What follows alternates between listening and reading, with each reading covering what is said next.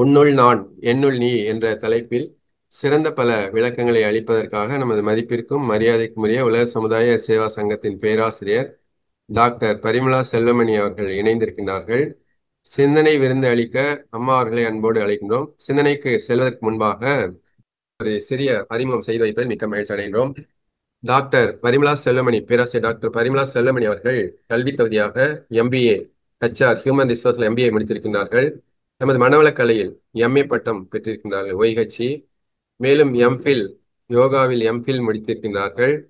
Diploma in acupuncture முடித்திருக்கின்றார்கள். அதற்கும் மேலாக பாரதியார் பல்கலைக்கழகத்தில் PhD முனைவர் பட்டம், யோகாவில் முனைவர் பட்டம் பெற்ற சிறப்புக்குரியவர்கள். சென்னை ஐயப்பன் தாங்கல் பெல்லா விஸ்தா மனவளக்கலை மன்ற அறக்கட்டளையில் நிர்வாக அரங்காவலர் இருக்கிறார்கள். பல மனவளக்கலை மன்ற அறக்கட்டளைகளில் அரங்காவலராகவும் இருக்கிறார்கள். பூந்தமல்லி அரசு பார்வையற்றோர் உண்டு உறைவிட பள்ளியில் மாணவர்களுக்கு இலவசமாக யோக பயிற்சி கொடுத்த சிறப்புக்குரியவர்கள். மேலும் அரசு பள்ளி மாணவர்களுக்கு இலவசமாக யோக பயிற்சிகளை வழங்கி வருகின்றார்கள். இயற்கை வாழ்வியலாளராக இருக்கின்றார்கள். அக்குபஞ்சர் மருத்துவராகவும் சிறப்பாக தொண்டு செய்து வருகின்றார்கள். அவர்கள் பெற்ற விருது காஞ்சி இளைஞர்கள் மன்றம் வழங்கிய 2015 சிறந்த பெண்மணிக்கான விருது பெற்றவர்கள். 2017ஆம் ஆண்டில் கிருஷ்ணா ஸ்வீட்ஸ் மற்றும் பிரஸ்டீஜ் பெல்லா விஸ்தா தமிழ்ச் சங்கம் இணைந்து வழங்கிய நல்லோர் விருது பெற்ற சிறப்புக்குரியவர்கள். இத்தகைய சிறப்புகள் வாய்ந்த நமது மனவளக்கலை பேராசிரியர் டாக்டர் பரிமளா செல்வமணி அம்மா அவர்களை உன்னுள் நான் என்னுள் நீ என்ற தலைப்பில் நல்ல பல விளக்கங்களை அளிக்குமாறு அன்போடு அழைக்கின்றோம். வாழ்க வளமுடன் அம்மா, வாழ்க வளமுடன். அன்பர்களே, இந்த உன்னுள் நான் என்னுள் நீ என்ற தலைப்பிலே இந்த சிந்தனைக்கான தூண்டல் எங்கிருந்து கிடைச்சிச்சு அப்படின்னு சொன்னா, ஆசான் அருட்தந்தையோட ஒரு கவி. இந்த கவி நம்ம அனைவருக்கும் நன்றாக தெரிந்த ஒரு கவிதான்.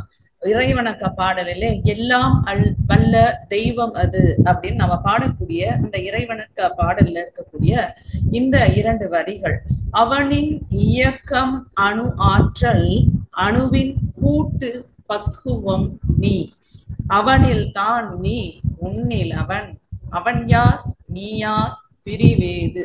இந்த 2 வரிகளை வாசிக்கும் பொழுது, இந்த 2 வரிகளை நாம் இறைவணக்கத்துல பாடும் பொழுது, அவனின் இயக்கம் அணு ஆற்றல், சுவாமி இந்த பாடல எல்லாம் வல்ல தெய்வம் அது அப்படின்னு தான் ஆரம்பிச்சிருப்பாங்க. ஏன்னா அவர் இறைவனை அவன் இவன் அவள் இவள் அப்படிலாம் இல்லாம அது ஒரு நிலை, அப்படி அது ஒரு ஸ்டேட் அப்படின்ற நிலையில அதை இறைநிலை அப்படின்றதான் அவங்க சொல்லுவாங்க.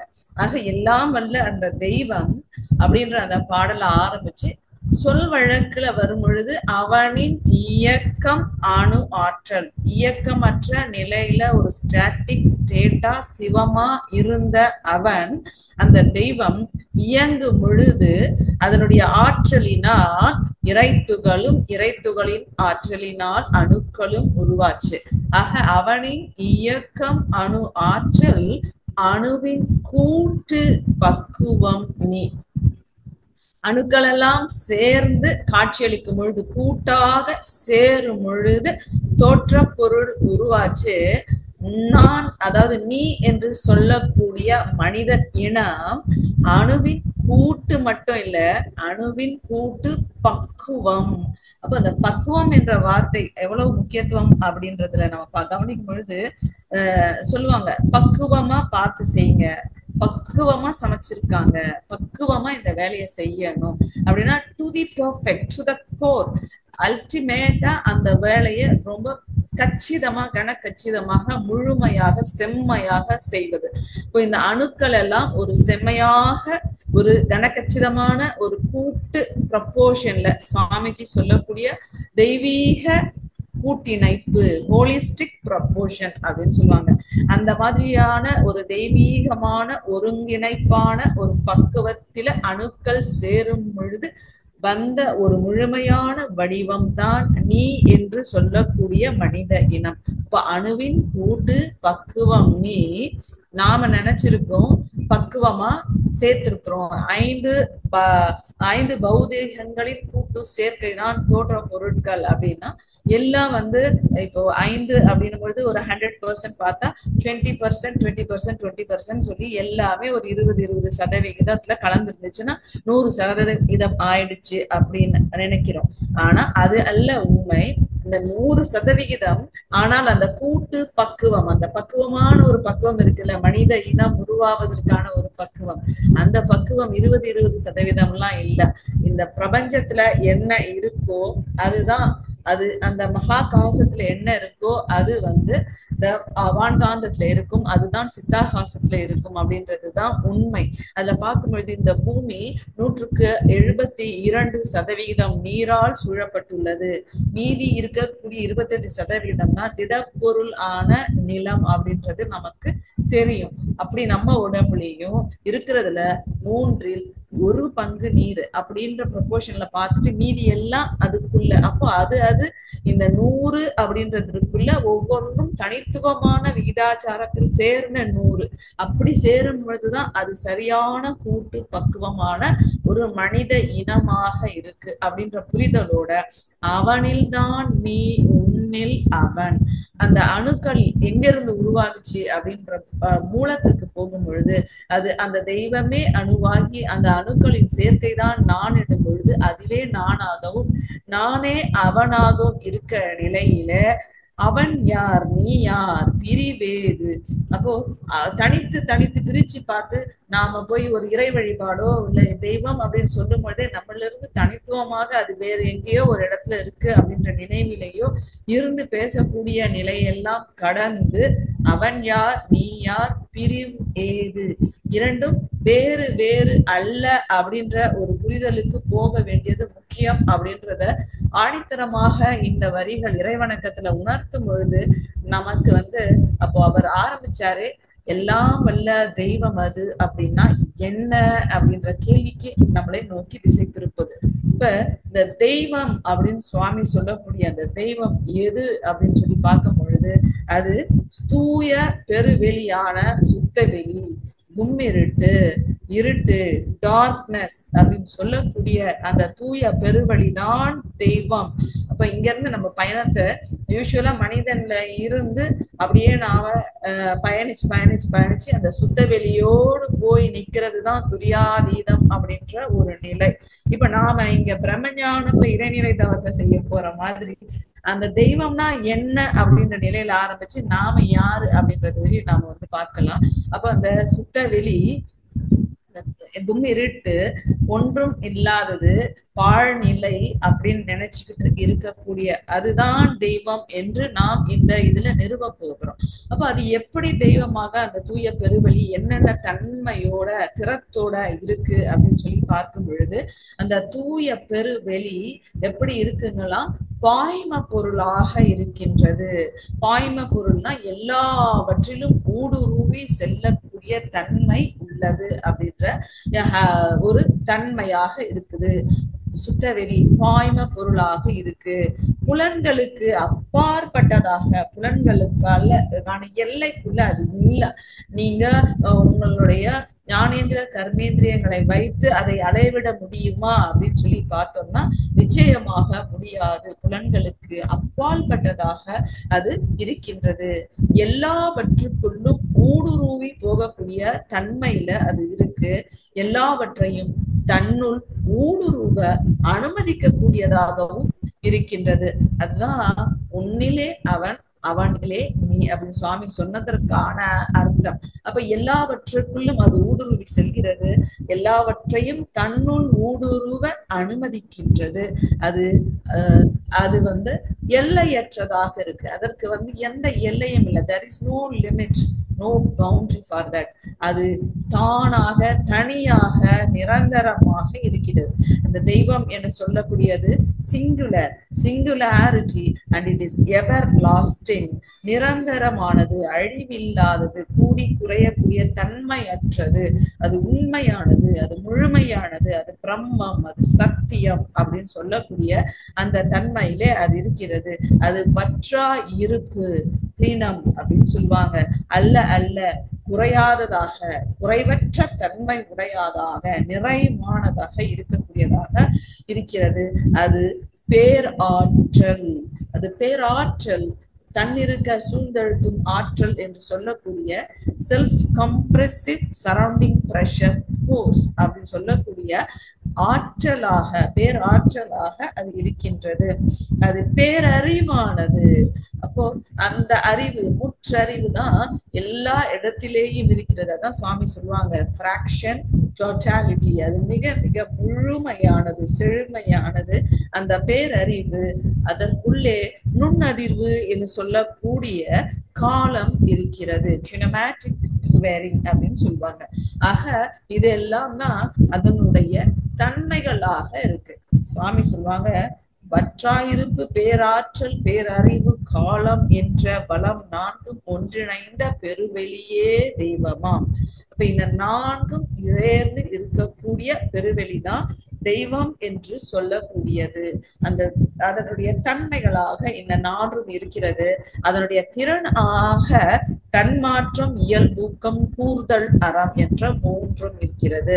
அப்போ அதுவே தானே மாறி மாறி எப்படி மாறுச்சுங்க? அந்த மாறுவதற்கு எது மூலமாக இருந்தது?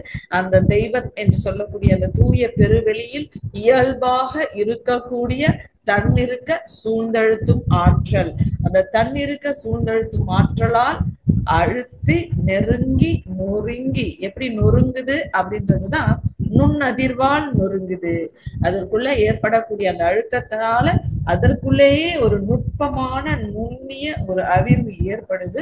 அந்த அதிர்வினால் அது நொறுங்குது. எங்க நொறுங்குது? அதற்குள்ளேயே நொறுங்குது. அந்த சூழ்ந்தெழுத்தும் ஆற்றலினால் அந்த நொறுக்கப்பட்ட அந்த முன் அதிர்வினால் உருவாகிய அந்த துகள்கள், இறை துகள்கள், கண்ணுக்கும் புலனுக்கும் எட்டாத அந்த இறை துகள்கள் சூழ்ந்தெழுத்தும் ஆற்றலினால் தற்சுழற்சி வேகம் பெறுகின்றது. இதுதான் அவனின் இயக்கத்தினால் உருவான முதல் இயக்க நிலையில இறை துகள்கள். அந்த இறை துகள்கள் தற்சுழற்சி வேகம் பெறுது. சூழ்ந்தெழுத்தும் ஆற்றலினால் இறை துகள்கள் நெருங்கி வருது. இந்த நெருங்கி சுழன்று கொண்டிருக்கக்கூடிய இறை துகள்கள் ஒரு கொத்து இயக்கமாக, தொகுப்பு இயக்கமாக, அணுவாக மாறுது. இப்போ இந்த அணுக்களும் கண்களுக்கு தெரியாத நிலைதான். நாம கண்ணுக்கு புலப்படக்கூடிய அணு அப்படின்னு சொல்லக்கூடிய விஞ்ஞானிகள் என்று சொல்லக்கூடிய ஆட்டம் என்பது மெய்ஞானிகள் சொல்லக்கூடிய பேரணு. அப்போ அந்த பேரணுக்கு முன்னாடி இருக்கக்கூடிய அணுக்களின் நிலையும் கண்களுக்கும் புலன்களுக்கும் எட்டாத இறை துகள்களின் தொகுப்பு.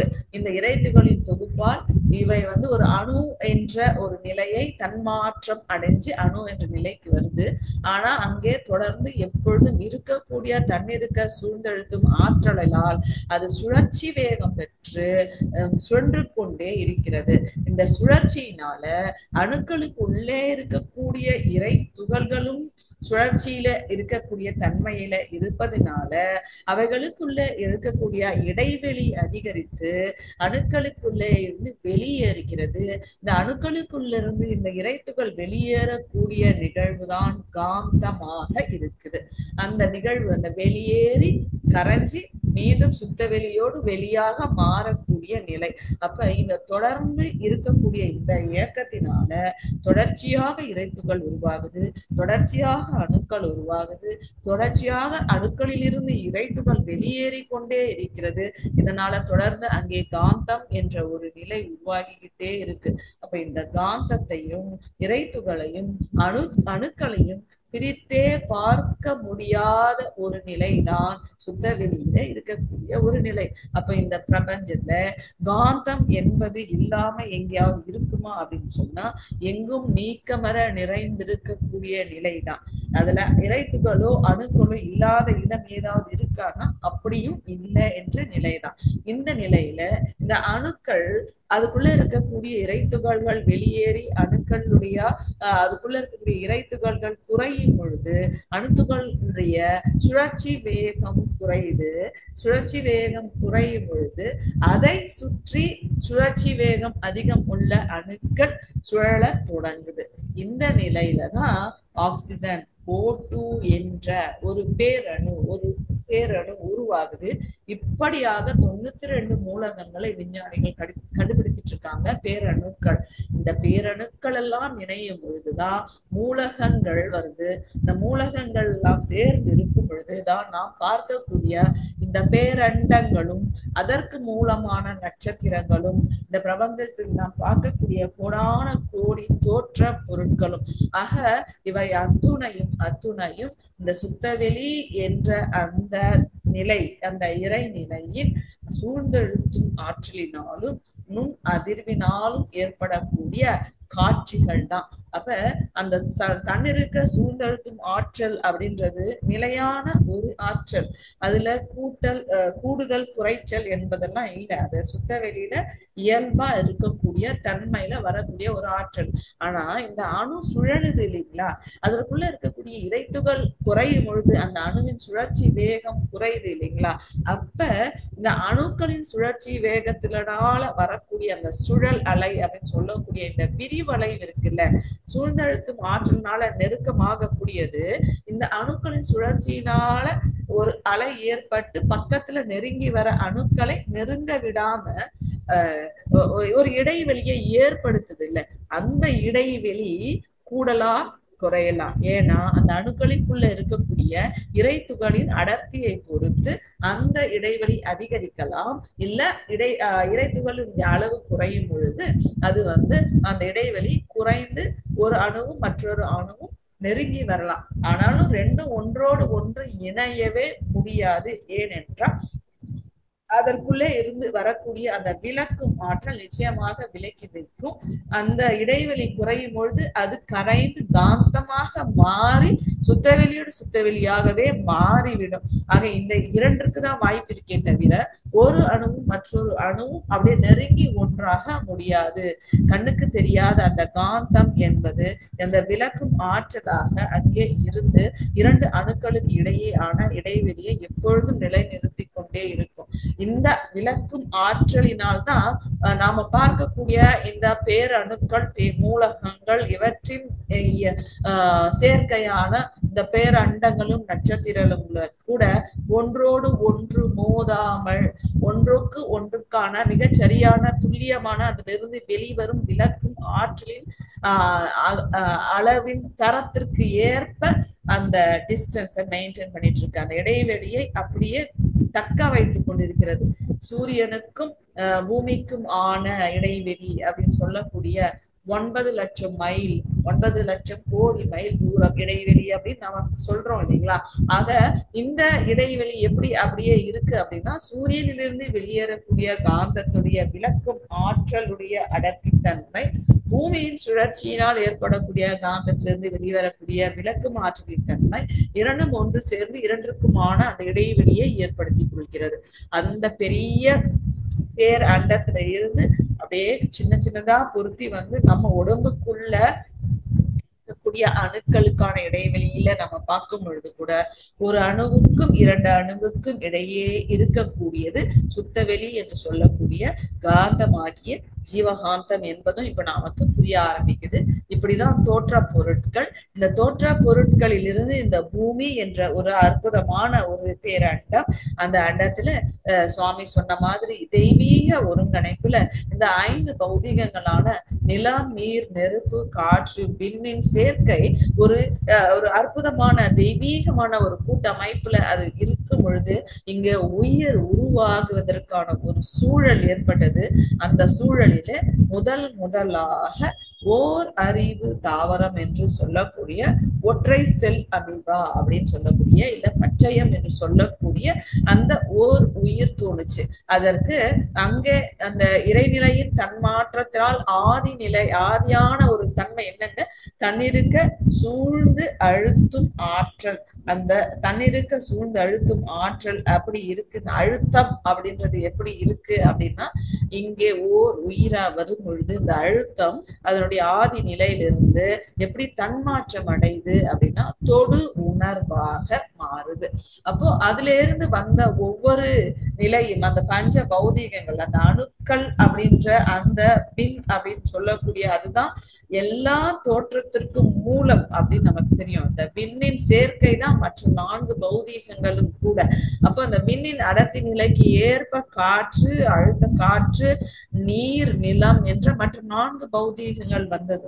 அப்ப இந்த 5 பௌதீகங்களும் அப்படியே தன்மாற்றம் அடையும் பொழுது ஒவ்வொரு நிலையில ஒவ்வொன்றாக மாறுது. அதுதான் தொடு உணர்வாக, சுவை உணர்வாக, வாசனை உணர்வாக, பார்த்தல் அப்படின்றதாக, கேட்டறிவு அப்படின்னு சொல்லக்கூடிய நம்மளுடைய அந்த கேட்குது அப்படின்னு சொல்லக்கூடிய சப்தமாக அப்படி மாற்றமடையுது. இந்த மாதிரியாக புலன்களை உடைய உயிரினங்களும் உருவாகுது. கடைசியாக அனுமானம் என்ற முற்றறிவாக 6வது அறிவை பெற்ற மனித இனம் இந்த சுத்த வெளியிலிருந்து தன்மாற்றம் அடைந்து அடைந்து அடைந்து இப்படி மனிதனாக வந்திருக்கக்கூடிய நிலையை நாம் பார்க்கிறோம். ஆக இந்த தெய்வம் அப்படின்னு சொல்லக்கூடிய சுத்த வெளிதான் தன்னுள்ளே இருக்கக்கூடிய இந்த ஆற்றலாக இப்படியாக எல்லாம் ஒரு காட்சிக்கு வந்திருக்கு. ஆனா இப்படி வந்த இந்த நீண்ட பெரிய வரலாற்றுல வந்த வழியில மனிதன் என்ன செய்யறாங்க என்ன, தான் யார், எங்கிருந்து வந்தோம், நாம் எந்த மூலத்திலிருந்து மனிதனாக தன்மாற்றம் அடைந்திருக்கின்றோம் என்ற வரலாற்றை மறந்து மயக்க நிலையிலே மும்மலங்கள் என்று சொல்லக்கூடிய ஆணவம், கண்மம், மாயை என்ற இந்த 3ம் அவனோட சேர்ந்துக்குது. ஆக அந்த இடத்துல இருந்து வந்ததுதான் நான் யார் நீ யார் இல்லையா, நான் வேற நீ வேற, எல்லாவற்றையும் பிரித்து பார்க்கக்கூடிய ஒரு தன்மை ஆணவத்தால் வந்ததுதான். நானா பெருசு, எனக்கு நிறைய கல்வி அறிவு இருக்கு, நான் செல்வத்தால் பெரியவன், நான் கல்வியால் பெரியவன், நான் தோற்றத்தால் உயர்ந்தவன் அப்படின்னு சொல்லி உயர்வு தாழ்வு மனப்பான்மை ஆணவம் என்று சொல்லக்கூடிய இந்த நிலையிலே தன்முனைப்பு வருது மனிதனுக்கு. இந்த தன்முனைப்பால பிறரை அடங்கியும் போகக்கூடிய ஒரு செயல்களை செய்கின்றான். அதனாலதான் படிச்செயல் பதிவுகள் மனிதனிடம் வருவதற்கான காரணமும் வாழ்க்கையில் இவ்வளவு சிக்கல்களும் இவ்வளவு துன்பங்களும் நடைபெறுவதற்கான காரணமும் ஏற்படுவதற்கான மூல காரணம் இவ்வளவு நீண்ட நெடிய பயணத்திலே இவன் சேர்த்து கொண்ட இந்த மும்மலங்கள் தான். இப்போ இந்த ஆணவம் அப்படின்னு சொல்லக்கூடிய ஆணவமும் நம் முன்னோர்களிடமிருந்து நாம் பெற்ற அந்த வினை பதிவுகள் தான் கண்ம வினை பதிவுகள். அப்படின்னா முன்னோர்களிடம் இருந்து சஞ்சிதமாக பழவினையாக நாம் பெற்ற அந்த பதிவுகள். அதிலிருந்து நாம ஏதோ ஒரு புலன் மயக்கத்துல மயங்கி இது நம்மளாலதான் முடியும், இது ரொம்ப நல்லா இருக்கு, இது ரொம்ப அழகா இருக்கு, இது ரொம்ப இனிமையா இருக்கு, இந்த அனுபவம் ரொம்ப இன்பமூட்டுவதா இருக்கு அப்படின்னு சொல்லி எல்லாம் நாம மயக்கத்துல அப்படி மாயையில நிற்கக்கூடிய தயங்கி அங்கேயே முடங்கி நின்னுட்டு நாம் எங்கிருந்து வந்தோம், நாம் எங்க செல்லணும் அப்படின்னு மறந்து நிக்கிற நிலைதான் இந்த 3ம் சேர்ந்த ஒரு மனிதனுக்கு பதிவுகளாக இருந்து வருது. இப்ப நாம தெய்வத்திலிருந்து மனிதனாக வந்திருக்கிறோம் என்ற ஒரு நீண்ட சரித்திரத்தை நம்மளுடைய கதையை பிளாஷ்பேக்ல ரொம்ப ஷார்ட்டா கிறிஸ்பா பார்த்திருக்கோம். சாமி சொல்லக்கூடிய ஒரு எளிமையான உதாரணத்தின் மூலம் அதை மீண்டும் நம்ம பார்க்கிறோம். சாமி சொல்றாங்க, நீ உனக்குள்ள அறிவாக இருக்கக்கூடியது தெய்வம், ஒவ்வொருத்தருக்குள்ளும் அறிவாக மீட்டுக்கொண்டு இருக்கக்கூடிய அந்த தெய்வம் ஒவ்வொருத்தருக்குள்ளே கருமையமாக இருக்கக்கூடியது தெய்வம் தான். ஆனா அதை நீ மறந்துருக்க. அதற்கு மிக எளிமையான ஒரு உதாரணம் பாருங்க. ஒரு பாத்திரத்துல தண்ணீர் எடுக்கிறோம், அதற்குள்ள ஒரு பயிரை போட்டு ஊற வைக்கிறோம். இப்ப பயிர் நல்லா ஊறி தண்ணீர்ல ஊறி இருக்கு, பயிர் முழுக்க நீரால் நிறைந்திருக்கிறது, பாத்திரத்தில் நீரும் இருக்கிறது, பயிரும் இருக்கு. இப்போ பயிருக்குள்ள நீருக்குள்ள பயிர். அது போல தெய்வம் உனக்குள்ளே அந்த சூழ்ந்தழுத்தும் ஆற்றல் தான் ஒன்று திரண்டு அணுக்களாகி அந்த அணுக்கள் எல்லாம் உலகங்களாகி மனிதனாக சூழ்ந்தழுத்தும் ஆற்றலால் மனிதன் என்ற உருவத்துல இருக்கீங்க. அப்ப உங்களுக்கு தெய்வத்துக்குள்ளதான் நாம இருக்கிறோம். நமக்குள்ளே கருமையத்திலே அறிவாக வீற்றுக்கொண்டு இருப்பதும் அதே தெய்வம் தான். அவன் நமக்குள்ளே அவனுக்குள்ளே நாம். இப்போ தெய்வம் நீருக்குள்ளே பயிருக்குள்ளே நீர் என்பது போல. அப்போ இந்த உதாரணத்தை நாம புரிஞ்சுக்க இதன் மூலமாக அந்த தெய்வத்தின் தன்மையை நம்ம புரிஞ்சுக்க முயற்சி செய்யறோம். அடுத்த ஒரு எளிமையான உதாரணம் சுவாமி காட்டுறாங்க. தண்ணீருக்குள்ளே பஞ்சு, பஞ்சுக்குள்ளே நீர். இந்த உதாரணமும் அதேதான். நீர்ல ஒரு பாத்திரத்துல ஒரு பஞ்சை நம்ம ஒரு ஸ்பாஞ்ச உள்ள போடுறோம். ஸ்பாஞ்ச் முழுக்க நீரால் நிரம்பப்படுது. அந்த ஸ்பாஞ்சுக்குள்ளேயும் நீர் இருக்கு. எந்த பாத்திரத்துல நீர் இருந்ததோ அதிலேயும் அந்த நீர் இருக்கிறது. அது போல நமக்குள்ளே அந்த தெய்வம், தெய்வத்திற்குள்ளே நாம். அவர் ரொம்ப ரொம்ப எளிமையாக காட்டக்கூடிய இந்த உதாரணங்கள் நாம தெல்ல தெளிவாக அந்த தெய்வத்தின் தன்மை உணர்ந்து கொள்ள உதவுது. இது சுவாமி எல்லா இடத்திலையும் மனசை பற்றி சொல்வதானாலும், தெய்வத்தை பற்றி சொல்வதானாலும், நம்மை பற்றி சொல்வதானாலும் எடுத்து காட்டக்கூடிய ஒரு நம் அனைவரும் நன்கு அறிந்த ஒரு எளிமையான ஒரு உதாரணம் எதுன்னா, கடல் நீர். கடல் அசைவுல அலையாக மாறுது. அப்போ அது இயக்கம் பெற்று அசைவுக்கு வரும் பொழுது அது அலை. அது அலையே நிலைக்கு போனால் நீர். அதுதான் கடலின் நீர். இது மட்டும் இல்ல, நாமளுடைய அந்த பிரம்மஞானத்துல ஒண்ணு சொல்லுவாங்க, இறைநிலை தவத்துல எப்படி ஒரு கடல் அலை அத்தனை நிலைக்கு வரும் பொழுது இந்த இவ்வளவு பெரிய அலைக்கும் அது எது காரணமோ அந்த நிலைத்தன்மையில இருக்கக்கூடிய அந்த கடலின் நீர் துளிகள் போல இந்த பிரபஞ்சத்துல இருக்கக்கூடிய அத்தனையும் காந்தத்தால் இணைக்கப்பட்டிருப்பதை போல மனிதர்களாகிய நாம், இந்த பூமியில இருக்கக்கூடிய கோடிக்கணக்கான மனிதர்களாகிய நாமும் கருமையத்தால் இணைக்கப்பட்டிருக்கிறோம், ஒவ்வொருவரோடு ஒவ்வொருவர். அது மட்டுமல்லாமல் இந்த பிரபஞ்சத்தோடும் கருமையத்தால் இணைக்கப்பட்டிருக்கிறோம் என்று சொல்வார். அப்படி நம்ம அந்த உதாரணத்தை கொண்டு நாம பார்க்கும் பொழுது நாம அத்தனை பேரும் கண்ணுக்கு தெரியாத இந்த காந்தத்தினால், அந்த காந்தம் என்பது அந்த தூய பெருவெளியின் தன்மாற்ற ஆதி நிலை என்பதையும் சேர்த்து இணைத்து குறைந்து கொள்ளும் பொழுது அந்த தெய்வத்தினால் இணைக்கப்பட்டிருக்கிறோம். அந்த தெய்வம் தான் நாமாகவும் நமக்குள்ளே அந்த தெய்வம் இருக்கின்றது என்பதையும் நாம் புரிந்து கொள்ளும் பொழுது சுவாமிஜியோட ஒரு பாடல் அந்த ஞான களஞ்சியத்துல 1684 பாடலாக பேர் இன்ப ஊற்று அப்படின்னு சொல்லி வரக்கூடிய ஒரு பாட்டுல சுவாமிஜியோட ஒரு அற்புதமான வரிகள். உன்னிலே நான் அடங்க, என்னுள்ளே நீ விளங்க, உனது தன்மை ஒளிர எனது உள்ளம் தூய்மை பெற்றேன், இன்னும் வேறென்ன வேண்டும், இப்பேறு பெற்ற பின்னர் எடுத்த மனித பிறவி எய்தியதே முழுமை.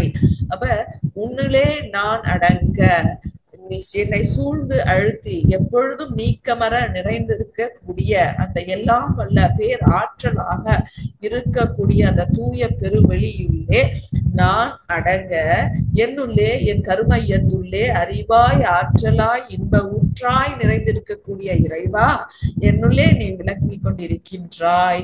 எப்படி? உனது தன்மையோடு தூய்மையாக, அன்பாக, கருணையாக, ஏற்ற இரக்கங்கள் பாகுபாடுகள் அற்றதாக, நீக்கமர நிறைந்திருக்கக்கூடிய உன்னுடைய தன்மையாக, உனது தன்மை ஒளிர நீ என்னுள்ளே விளங்கி கொண்டிருக்கின்றாய். இதனால் இதை உணரும் பொழுது நான் எனது உள்ளம் தூய்மை பெற்றேன். எத்தனை தலைமுறைகளாக நான் பெற்று வந்திருக்கக்கூடிய பழிச்செயல் பதிவுகள் என்னுள்ளே இருந்தாலும் இதை எப்பொழுது நான் உணர்கிறேனோ அப்பொழுதே நான் தூய்மை பெற்று விட்டேன், அப்பொழுதே நான் தூய்மை பெற்றவளாக ஆகிவிட்டேன். ஆக உன்னிலே நான் அடங்க, இது சுவாமி சொல்லக்கூடிய இன்னொரு வார்த்தையை நம்ம சொல்லுவாங்கல்ல, சுவாமிஜி நீங்க எதை வேணாலும் புரிஞ்சுக்கலாங்க, எப்போ எல்லாவற்றையும் நீங்க புரிஞ்சிக்க முடியும்னா நீங்க அதற்குள்ள அடங்கி போகும் பொழுது அது யார் அப்படின்றத உங்களுக்கு புரிய வைக்கும். To understand something you have to stand under it அப்படின்னு சாமி சொல்லுவாங்க. ஒன்றை நீங்கள் விளங்கி கொள்ள அதற்கு கீழாக நீங்க அடங்கி போகணும். அப்ப வெளிப்படையாக கூட நீங்க இந்த அடங்க அப்படின்றத எடுத்துக்கிட்டீங்கன்னா, நீங்க ஒன்றுக்கு பணிஞ்சு போனீங்கன்னா அந்த தெய்வத்திற்கு நீங்க அந்த தெய்வத்தின் தன்மையை உணர்ந்து உணர்ந்து எது தெய்வம் என்பதை உணர்ந்து அதற்கு நன்றியோடு நான் இப்பொழுது என்னவாக இருக்கிறேன் என்பதை எல்லாம் புரிந்து நீங்க அதற்குள்ள பணிஞ்சு போனீங்கன்னா உங்களுக்குள்ள இருக்கக்கூடிய அது அதன் தன்மையோட உங்களுக்கு காமிக்கும். நான் உனக்குள்ளேயே இருக்க, நீ என்ன எங்கே தேட வேண்டாம். அப்ப எனக்குள்ள இருக்கக்கூடிய அந்த காலத்துல பாத்தீங்கன்னா இப்போ மின்சாரம் எல்லாம் இல்லாத ஒரு காலம் இருக்க காலத்துல வீட்டுல எல்லாம் விளக்கு ஏத்துவாங்க. அரிக்கேன் விளக்கு, அந்த கெரோசினை கொஞ்சம் ஊத்தி அதை திரி போட்டு அந்த விளக்கு ஏத்தி மாலை நேரத்துல வச்சுக்கிட்டு அதுதான் ஒளி, அவர்களுக்கு இருட்டில இருந்து வெளிச்சத்தை தரக்கூடிய ஒளியா இருக்கும். அது என்ன ஆகும்னா அந்த அந்த சுழர்ல இருந்து வரக்கூடிய அந்த புகை அந்த விளக்கு கண்ணாடி கூடு மேல பட்டு பட்டு கருமை அடைஞ்சிரும். அப்ப அந்த வெளிச்சத்தை நாம முழுசா அனுபவிக்கணும், அதை முழுசா பெறணும் அப்படின்னா அந்த கண்ணாடியை தனியா கழட்டி அது மேல மாசு படிந்திருக்கக்கூடிய அந்த புகைய தொடச்சி சுத்தம் செய்தாதான் உள்ளுக்குள்ள இருக்கக்கூடிய அந்த தீபத்தின் சுடர் பிரகாசிக்கும், வெளிச்சம் தரும், பயனுள்ளதாக அமையும். அப்ப எனது உள்ளம் தூய்மை எப்ப பெறும்? அது எனக்குள்ளே ஒளிர்ந்து கொண்டேதான் இருக்கிறது. ஆனால் நான் ஆணவம், கண்மம், மாயை என்ற தன்முனைப்பு, முன்வினை பதிவுகள், மயக்கம் இவற்றினால அப்படியே கருமை படையிஞ்சு அந்த வெளிச்சத்தை பார்க்க விடாம, எனக்குள்ள இருக்கக்கூடிய அந்த தெய்வத்தை காண முடியாம இதை நான் தூசுபடிய மாசுபடிய விட்டு வச்சிருக்கேன். ஆனா அது சுத்தம் படுத்தினா எப்படி சுத்தப்படுத்துறது? சுவாமிஜி நிறைய வழிமுறைகளை காமிச்சிருக்காங்க. ஆக அதை தூய்மைப்படுத்தினா எனக்குள்ளே இருக்கக்கூடிய உனது தன்மை ஒளிரும், நீ ஒளி விட்டு வீசிக்கொண்டிருப்பாய். ஆக அந்த ஒளிரும் அந்த தன்மை, உன்னுடைய தன்மையினால் நான் தூய்மை பெற்று விடுவேன். என்னுள் இருக்க பழி செயல் பதிவுகள் எல்லாம் நீங்கிவிடும். இதெல்லாம் போயிட்டு நான் தூய்மை அடைஞ்சிட்டேன் அப்படின்னா இன்னும் வேற என்னங்க வேண்டும்? வேற என்ன வேண்டும் இல்லையா? இன்னும் வேற என்ன வேண்டும்? இப்பேரு பெற்ற பின்னர் அவ்வளவுதான். இந்த பேரு கிடைத்தற்கரிய இந்த பேரு நான் வாழும் காலத்திலேயே என்னுள்ளே நீ இருக்கின்றாய்.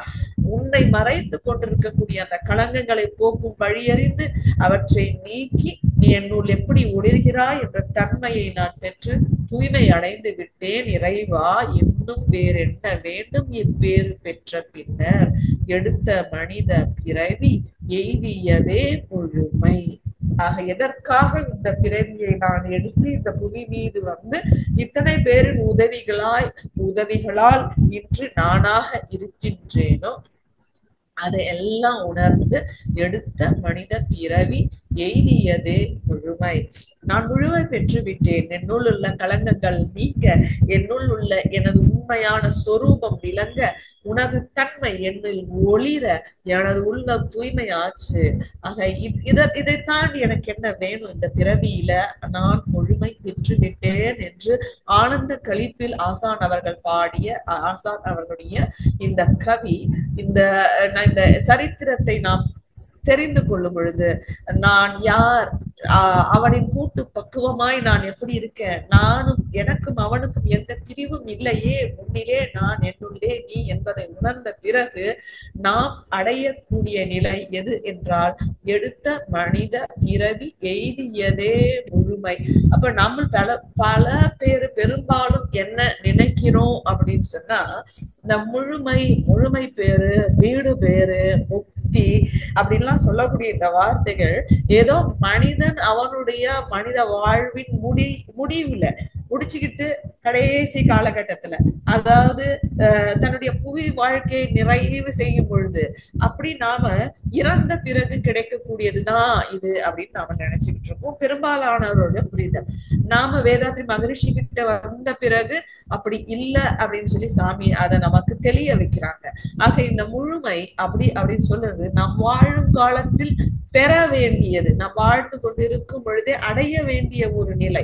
அப்பதான் நான் எதற்காக வந்தேன், நான் யாரு, எங்கிருந்து வந்திருக்கேன், நான் எங்க போகணும், இந்த எல்லாமே எப்போ செய்ய முடியும் அப்படின்னா நாம் வாழும் பொழுதுதான் செய்து முடிக்க வேண்டும்.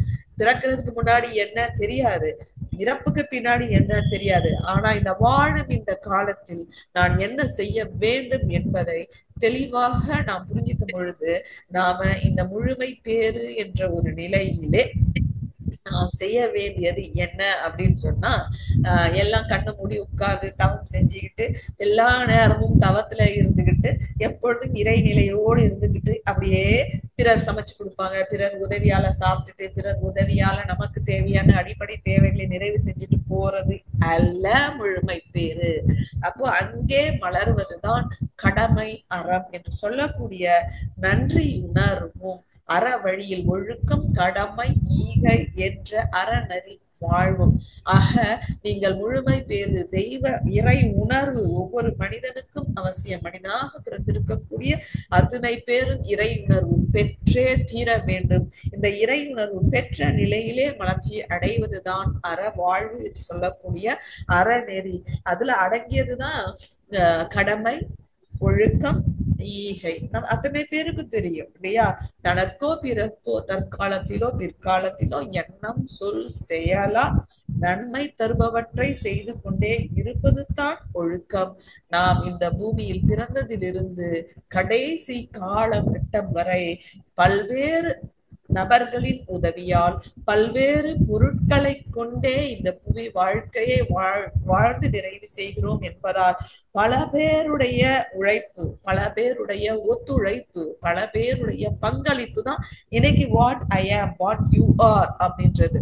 ஆக இவங்கெல்லாம் இல்லைன்னா நாமே இல்லை. நம்மளுடைய ஒவ்வொரு நாள் வாழ்க்கையும் போராட்டமாக இருக்கும். ஒவ்வொரு நாள் வாழ்க்கையுமே சாமி சொல்றாரு பிழைப்பு அப்படி ஆயிடும். பிழைப்புன்னா இறப்புல இருந்து தப்பிச்சு இருக்கிறதுதான் பிழைப்புன்னுவாங்க சுவாமி. ஆக அப்படியான போராட்டமா போயிட்டு இருக்கோம். ஆனா இன்னைக்கு நாம எவ்வளவு சொபிஸ்டிகேட்டடான ஒரு கம்ஃபர்டான வாழ்க்கை. நமக்கு முன்னாடி இருந்த அத்தனை பேருடைய உழைப்பு, அறிவு, ஆற்றல், அவங்களுடைய அர்ப்பணிப்பு, அவங்களுடைய தியாகம், உயிர் தியாகத்துல இருந்து சொல்றேங்க. ஒரு சாதாரண ஒரு உணவு நம்ம எடுத்துக்கிட்டோம்னா கூட இன்னைக்கு நாம தேர்ந்தெடுத்து இதுல இவ்வளவு சத்து இருக்கு, இது நல்ல உணவு நம்ம சொல்றோம் அப்படின்னா அத பல பேர் சாப்பிட்டு பார்த்து இது முதல்ல விஷமா சாப்பிடக்கூடிய உணவா அப்படின்னு கூட தெரியாம சாப்பிட்டு தன்னை பரிசோதனைக்கு உட்படுத்திக்கிட்ட நம்மளுடைய முன்னோர்கள் ஆதி மனிதனில் இருந்து அப்படி பார்த்தா எத்தனையோ பேர் தன்னுடைய உயிரை தியாகம் செஞ்சிருக்காங்க. அப்ப அதை சுத்தி இருந்து பார்த்தவங்க இதை சாப்பிட்டாரு, இதனால இவர் இருந்துட்டாரு, இதை சாப்பிடக்கூடாதுன்னு ஒரு முடிவுக்கு வந்திருக்கிறாங்க. ஆக ஒவ்வொரு விஷயத்திலையும் இப்படி பார்த்தா எத்தனையோ பேருடைய தியாகம் கூட நாம் இன்று நாம இருப்பதற்கு இருக்கு அப்படின்ற உணர்வோடு, நன்றி உணர்வோடு நம்முடைய கடமைகளை செய்ய வேண்டும். ஆக நம்ம கடமை அப்படின்னாலே சுவாமி சொல்ற மாதிரி கடன் பட்டுட்டோம், இந்த சமுதாயத்திற்கு கடன் பட்டுட்டோம், குடும்பத்திற்கு கடன் பட்டுட்டோம். அந்த எல்லாம் அல்ல அருட்பேர் ஆற்றலுக்கு நாம் நம்முடைய அந்த நிலையிலிருந்து எதற்காக அந்த அருட்பேர் ஆற்றல் கருணையினால நம்ம மனித உருவெடுத்து இந்த பூமியில வந்து இன்று வரை இத்தனை பேர் ஒத்துழைப்போட இப்படியான ஒரு சௌகரியமான வாழ்க்கையை வாழ்ந்து கொண்டிருக்கிறோம் அப்படின்றது ஒரு கேள்வி எழுப்பி கொண்டா எதற்காக வந்திருக்கிறோம், அதனுடைய தன்மையை அது யாரு, எப்படிப்பட்டது, அதனுடைய அன்பு எல்லா செயல்களிலும் நீக்கமர நிறைந்திருக்கிறதே அதன் கருணை. அப்போ அதனுடைய தன்மையாய் நான் இருந்து நான் என்னுடைய செயல்களை செய்யும் பொழுதுதான் இங்கே எதற்காக வந்தோமோ அந்த நோக்கம் நிறைவேறும். ஆக அது இந்த பிறவியிலேயே போதும். இதற்கு முன்னாடி எத்தனை பிறவிகள் என்று தெரியாது.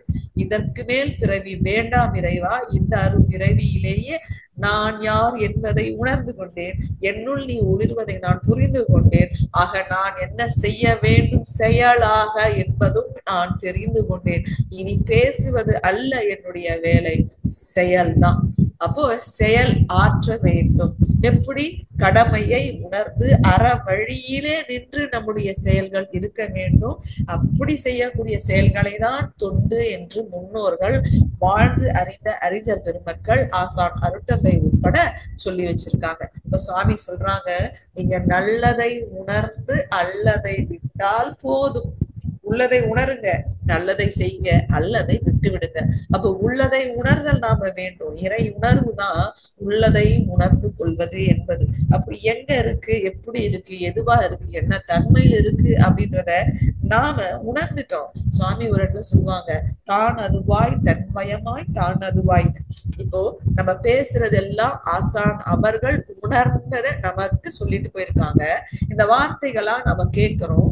கேட்கிறோம், வாசிக்கிறோம், கேட்கிறோம், இப்படி பல முறை நமக்குள்ள அந்த வார்த்தைகள், இந்த தத்துவங்கள், இந்த உண்மைகள் நமக்குள்ள போயிட்டே இருக்கு, உள்ள வாங்கிக்கிட்டே இருக்கிறோம். இப்ப வாங்கிக் கொண்டே இருக்கும் நிலை வரை இது வேதாத்ரி மகரிஷியுடைய வார்த்தைகள். ஆனா இது தன்மயமாய் தான் அதுவாய் மாறிடுச்சுன்னா அவ வேற நாம வேற இல்ல. அந்த வார்த்தைகள் அவ சுவாமி சொன்னது நாம சொல்றது அப்படின்னு பிரிச்சு எல்லாம் இல்ல, நம்மளுடைய வார்த்தைகள் போலவே வெளியே வரும். ஏன்னா அது நமக்குள்ள போய் சுவாமி சொல்றாங்கல்ல, எப்பொருளை எச்செயலை எக்குணத்தை எவ்வுயிரை எவர் ஒருவர் அடிக்கடி நினைந்தால் அப்பொருளின் தன்மையாய் நினைப்பு ஒரு ஆற்றல் அறிவு நில்லும் உடனில் மாற்றம் காணும். அவர் சொன்ன அதே வார்த்தைகள் தான், அவருடைய வார்த்தைகளை நாம் திரும்ப திரும்ப உள்வாங்கி கேட்டு அதை பேசி நாம அதை பயன்படுத்தி அதை செயலாக்க முனையும் பொழுது இது சுவாமிஜியோட வார்த்தைகள் இல்ல, இது நம்முடைய வார்த்தைகளாய் தன்மாற்றம் அடையும். இதுதான் இயல்புக்க நியதி. அப்ப அந்த நிலையில இருந்து பேசும்பொழுது நீங்க பேசுற மாதிரியே இருக்கும், நான் பேசுற மாதிரியே இருக்கும்.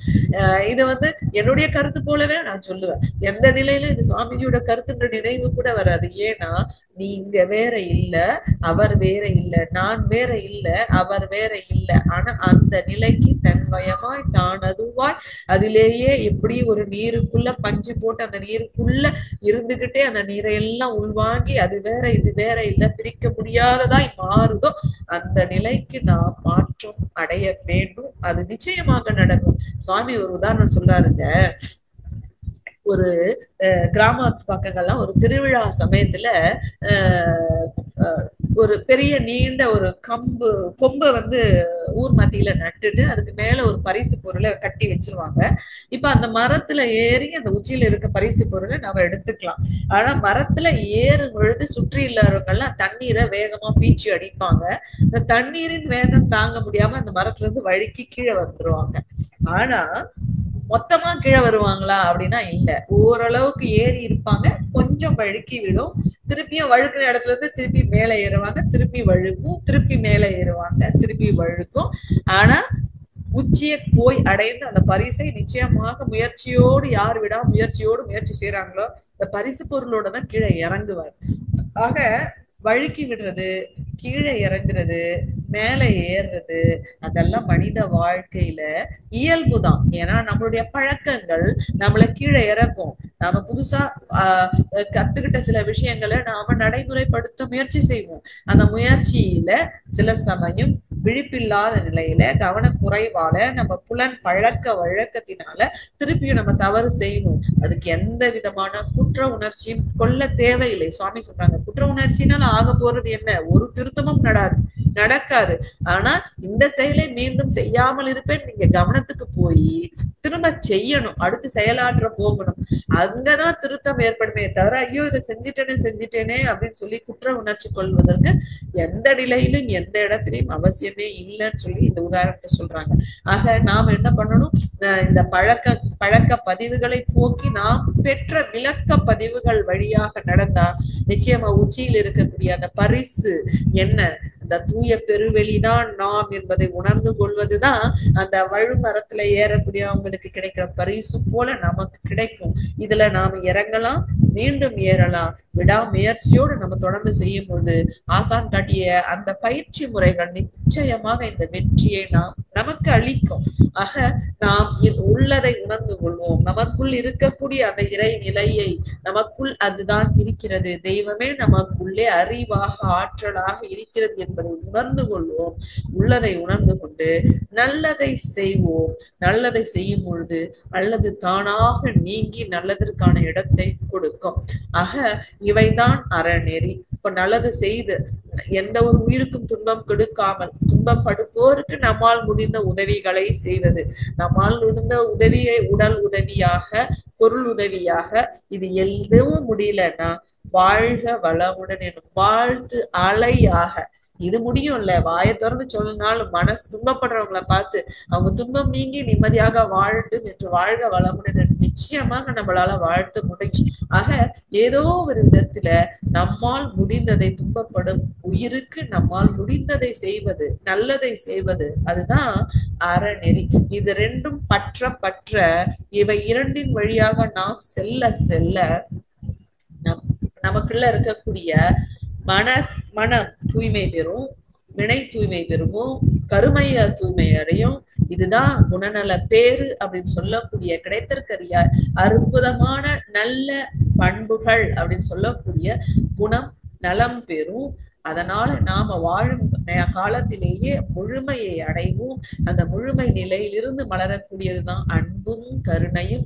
இதற்கு யாரும் எப்பொழுதும் தடையும் தாழும் போடவே முடியாது. இது நிறைவு பெறும் பொழுது இங்கிருந்து பிரவாகமாக இந்த அன்பு என்பது இன்ப ஊற்றாக பெருகி கொண்டே இருக்கும். இந்த அன்பு என்பது வார்த்தை அல்ல, அன்பு என்பது செயல்.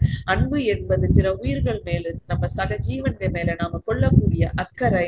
இந்த அன்பு என்பதுதான் அனைத்தையும் ஒருங்கிணைக்கக்கூடிய, சேர்த்து அரவணைக்கக்கூடிய ஒரு முழுமையான வாழ்விற்கான தொண்டு என்று நம் முன்னோர்கள் சொல்லக்கூடிய அதற்கான அர்த்தமாக விளங்கக்கூடும் என்ற கருத்தினை உங்களிடையே பதிவு செய்து, இத்தனை நேரம் இந்த தலைப்பிலே ஆசானுடைய கருத்துக்களை இணைந்துள்ள உங்கள் அத்தனை பேருக்கும் நன்றி கூறி, நீங்களும் உங்கள் அன்பு குடும்பமும் வாழ்க்கையில் எல்லா துறைகளிலும் வெற்றியும் மகிழ்ச்சியும் மன நிறைவும் பெற்று வாழ வேண்டும் என வாழ்த்தி, இந்த நிகழ்வுக்கு பின்னிணைப்பாக இணைந்துள்ள அத்துணை அன்பு உள்ளங்கள் அனைவரையும் வாழ்க வளமுடன் என்று நன்றியோடு வாழ்த்தி நிறைவு செய்து கொள்கிறேன். வாழ்க வையகம், வாழ்க வையகம், வாழ்க வளமுடன். தற்போது அம்மா அவர்கள் நம்முடைய கேள்விகளுக்கு சிறப்பாக பதிலளிக்க இருக்கின்றார்கள். கேள்வி கேட்க விரும்பும்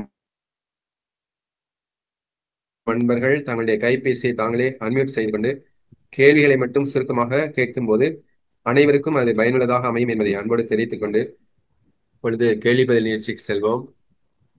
முதலாவது அன்பராக உமையாள் அவர்களை கேள்வி கேட்க அழைக்கின்றோம். உங்களுக்கு அன்மியூட் கொடுத்தாச்சுங்க, கேட்கலாம். கேள்வி கேட்கலாம். அம்மா வாழ்க வளமுடன். வாழ்க வளமுடன்.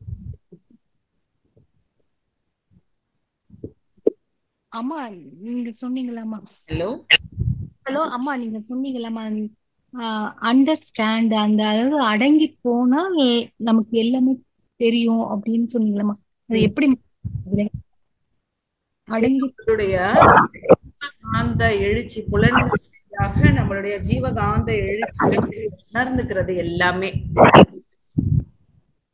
நீங்க ஒரு உணவை சாப்பிடுறீங்க, ஏதோ ஒண்ணு கேக்குறீங்க, பாக்குறீங்க, எல்லாமே எப்படின்னா இப்ப வெளியே இருந்து காணக்கூடிய ஒரு காட்சி, சாப்பிடக்கூடிய ஒரு உணவு, அது ஒரு அலை நீளத்துல இருக்கும். நாம ஒரு அலை நீளத்துல இருப்போம், சரிங்களா? இயல்பா நாம ஒரு நீளத்துல நம்ம உடம்புல ஒரு ஒரு அலை ஜீவகாந்த அலை இருக்கும். அந்த ஜீவகாந்தத்தை செலவழிச்சுதான் புலன்கள் வழியாக நம்ம ஒரு இன்பத்தை பெறுறோம். சுவாமி சொன்ன அந்த உதாரணத்தை எடுத்துக்கலாம். ஒரு சாப்பிட போறோம்னு வச்சுக்கோங்களேன், அந்த இனிப்போட இனிப்போட அளவு நம்ம நாக்குல இருக்கக்கூடிய ஜீவகாந்தம் எப்படி இருக்கும்? நம்மளுடைய நாக்குல இருக்க ஜீவகாந்தம் இருக்கும். இப்ப அந்த இனிப்பு நம்மளுடைய இந்த ஜீவகாந்தத்தோட அளவு அதிகரிக்கணும். அதிகரிச்சு அந்த இனிப்போட அளவுக்கு போய் அங்க அதை கொஞ்சம் குறைஞ்சு நிக்கணும். அப்பதான் இதை விட அந்த இனிப்பு நமக்கு தெரியும். ஏற்கனவே இந்த இனிப்பு நீங்க அந்த இனிப்போட அளவுக்கே உங்களுடைய நாக்குல ஜீவகாந்த அலை இருக்கு, அதாவது நீங்க இருக்கீங்க. அப்ப ஒரு காஃபியை கொண்டு வந்து கொடுக்குறாங்க, காஃபில இருக்கக்கூடிய இனிப்பு உங்களுக்கு தெரியுமானா தெரியும். அப்ப நீங்க இதனுடைய அலை, இனிப்பினுடைய அலை நாக்குல இருக்கக்கூடிய அலைக்கும் இருக்கக்கூடிய வேறுபாடுதான் உங்களை ஒரு விஷயத்த உணர வைக்குதோ உணர வைக்காம போகுதோ ஆகுது. ஒரு காட்சி, ஒரு திரையரங்கத்துக்கு போறீங்க, நல்ல சன்லைட்ல இருந்துட்டு நீங்க அந்த திரையரங்கத்துக்குள்ள நுழைறீங்க, உள்ள இருளாக்கப்பட்டு திரையில காட்சி ஒளிஞ்சு அப்படின்னா நீங்க அதிகரித்த ஒரு நுழைஞ்சீங்கன்னா உடனே எந்த காட்சியும் அங்க தெரியாது உங்க கண்களுக்கு. அவங்க கண்ணு அந்த இயல்பு நிலைக்கு அங்க இருக்கக்கூடியதை விட கொஞ்சம் குறைஞ்சா அங்க இருக்கக்கூடிய காட்சிகள் புலப்பட ஆரம்பிக்கும். சீட்டு தெரியும், ரோ தெரியும், மனுஷங்க உட்கார்ந்து இருக்கிறது, போக வேண்டிய பாதை தெரியும், உங்க சீட்டு எங்க காலியா இருக்கு, எந்த சீட்டு உட்காரணும்ன்றது தெரியும். ஆக இப்ப ஒன்றை நீங்கள் அறிந்து கொள்ள வேண்டும்னா உங்க புலன் எந்த அளவுக்கு எழுச்சி இருக்கோ அதை விட அந்த எதை பார்க்கணுமோ அதை விட கொஞ்சம் குறைஞ்சு இருந்தாதான் அதை உங்களால உணர.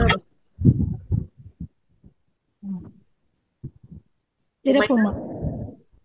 லைன்ல இருக்கீங்களா? லைன்ல இருக்கேம்மா. சிறப்புமா, தெளிவான விளக்கமா. நல்ல கேக்குதுங்களா? கேக்குது, நல்லா கேக்குதுங்க ஐயா. எனக்கு சரிங்க சரிங்கம்மா. திரையரங்க அந்த இது சொன்னது நல்லா என்னால புரிஞ்சுக்க முடிஞ்சதுங்க. உங்க நன்றிங்க. வாய்ஸ் கொஞ்சம் பிரேக் ஆகுது 2 பேரும். மேடம் கொஞ்சம் கிட்டக்க வச்சுங்க மைக். சரிங்க ஐயா. வாழ்க பேசுங்க. நன்றிங்க ஐயா. வாழ்க வளமுடன் ஐயா. வாழ்க வளமுடன். வாழ்க வளமுடன். நன்றி நன்றி. நன்றி. வாழ்க வளமுடன். அடுத்த அன்பராக மதன் மோகன் கேள்வி கேட்க அன்போடு அழைக்கிறோம். வாழ்க வளமுடன். உங்களுக்கு அன்மியூட் கொடுத்தாச்சுங்க. மதன் மோகன் அம்மாட்ட கேட்கலாம் நீங்க கேள்வி. ஐயா வாழ்க வளமுடன் ஐயா. வாழ்க வளம் கேளுங்க. வாழ்க வளமுடன் அம்மா. வாழ்க வளமுடன் ஐயா. சொல்லுங்க ஐயா. மிக அருமையான உரை அம்மா. நன்றி. அது நீங்க இந்த வழுக்கு மரம் கதையை சொன்னீங்களா, ஆமா. அது வந்து ரொம்ப அருமையா அந்த மனசு அப்படியே ஆழ பதிஞ்சிருச்சுமா. ஆ, எப்படின்னா கீழே ஓடிட்டே இருக்கோம், அப்படி கீழே விழுந்துரும். கீழே விழுந்த கிடக்கிறது தவறு, மறுபடியும் எந்திரிச்சு வரணும். அதுதான் வந்து நல்லது நீங்க புரியுற மாதிரி சொன்னீங்கம்மா. சுவாமி விவேகானந்தர் கூட அப்படியே கரேஜ் ஸ்டில் ரீச் யுவர் கோல்னு சொன்னாரு. அதை அப்படியே நான் எடுத்துக்கிட்டேம்மா நீ சொன்னத கதையை. மிக்க நன்றி அம்மா. வாழ்க வளமுடன். நன்றி நன்றிங்க. சுவாமி சொன்ன உதாரணம் தான் இது. சரிங்கம்மா. சரி, உதாரணம் தான். விழுந்த கிடப்புதான் தவறு, ஆனா எந்திரிச்சு மறுபடியும் ஓடணுங்கிறத ஆள பைய வச்சுக்கோங்க. நன்றி அம்மா. நன்றிங்க நன்றி. வாழ்க வளமுடன். வாழ்க வளமுடன். வாழ்க நன்றி ஐயா. நன்றி. அடுத்த அன்பராக கவிதா கோவிந்தராஜ் நீங்க கேட்கலாங்க. அன்மியூட் கொடுத்தாச்சு. வாழ்க வளமுடன். வாழ்க வளமுடன் ஐயா. வாழ்க வளமுடன் அம்மா. வாழ்க வளமுடன்மா. சொல்லுங்க அம்மா. பயிருக்குள்ள நீர் இருப்பது போல நமக்குள்ள இறைவன் இருப்பாருன்னு சொன்னீங்க. அப்ப அந்த இறைவன் இருக்கும் போது நமக்கு பாவ கர்மங்கள் எல்லாம் அழிஞ்சுக்கிட்டே வருமாம்மா. அதுக்கப்புறம் வந்து அந்த விளக்கு பத்தி சொன்னீங்க, அது கொஞ்சம் விபரமா சொல்லுங்களம்மா. அந்த லாந்தல் அது சுத்தி கருப்பாகும், அதுக்கப்புறம் நம்ம தொடச்சி அதை வந்து அது அது கொஞ்சம் சொல்லுங்கம்மா. விளக்குல அதுல இருந்து வரக்கூடிய புகை என்ன பண்ணுதுங்கம்மா, அந்த விளக்கு அந்த கண்ணாடி கூண்டுல படிஞ்சு அந்த விளக்கு வெளிச்சத்தை மறைக்குது. அப்ப உள்ள விளக்கு எரிஞ்சா கூடயும் வெளிச்சம் வெளியே ஃபுல்லா பரவாது, லேசாதான் வெளிச்சம் கொடுக்கும். அதே அந்த கண்ணாடி நல்லா சுத்தப்படுத்திட்டு போட்டு பாத்தீங்கன்னா முழுமையான வெளிச்சம் வெளியே தெரியும். இப்ப நமக்குள்ள இறைவன் இருக்கான். நாம வழியா சிக்கப்பட்டுட்டு மாயையில இருந்துகிட்டு பழிச்செயல்களை எல்லாம் செஞ்சுக்கிட்டு இறைவன் இருக்கிறதையே மறந்துட்டு